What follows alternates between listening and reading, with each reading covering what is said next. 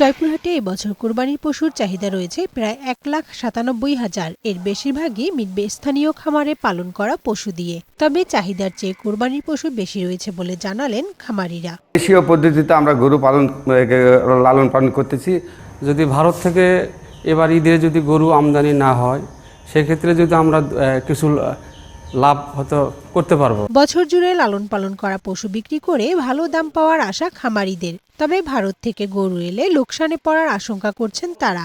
যদিও প্রাণী সম্পদ বিভাগের কর্মকর্তারা বলছেন, অবৈধভাবে গরু আসা ঠেকাতে সব ধরনের ব্যবস্থা নেওয়া হয়েছে। গবাদি পশু খামারিগণ ন্যাচারালি গবাদি পশু এখানে মোটা হৃষ্টপুষ্টকরণ করে থাকেন। হরমোন স্টেরয়েড যে ধরনের কথাবার্তা আমরা শুনি, এগুলো এখানে কেউ ব্যবহার করেন না। এদিকে গোপালগঞ্জের 5 উপজেলায় 4,517টি খামারে প্রায় 40,000 গবাদি পশু প্রস্তুত করা হয়েছে।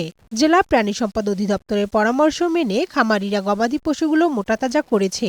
এসব পশু বিক্রির জন্য 5 উপজেলার 15টি স্থানে গবাদি পশু ক্রয় বিক্রয়ের হাট বসেছে। হাট তদারকির জন্য গঠন করা হয়েছে 15টি মেডিকেল টিম। আশা করতেছি যে খামারি সঠিক দামে এই গরুগুলো বিক্রি করতে পারবে এবং গোপালগঞ্জের যে চাহিদা আছে তার চাহিদার তুলনায় আমাদের গরুর সংখ্যা বেশি আছে। নরসিংদীতে প্রায় 95,000 পশু কোরবানির জন্য প্রস্তুত করেছেন খামারিরা। এসব পশু স্থানীয় চাহিদা পূরণ করে দেশের বিভিন্ন জেলায় বিক্রির সম্ভাবনা রয়েছে বলে জানালেন জেলা প্রাণী সম্পদ কর্মকর্তা। আমরা আশা করছি আমাদের এই নরসিংদী জেলার যে সমস্ত গবাদি পশু লালন পালন করা হচ্ছে, এই সমস্ত গবাদি পশু দিয়ে আমাদের জেলার চাহিদা পূর্ণ হবে এবং এই জেলার চাহিদা পুরো করেও তারা বাংলাদেশের অন্যান্য জায়গায় তারা চাহিদা মেটাতে পারবে। ভারত থেকে গরু আসা বন্ধে ব্যবস্থা নেওয়া হবে, এমনটাই প্রত্যাশা খামারিদের। কানিজ নুসরাত, বৈশাখী সংবাদ।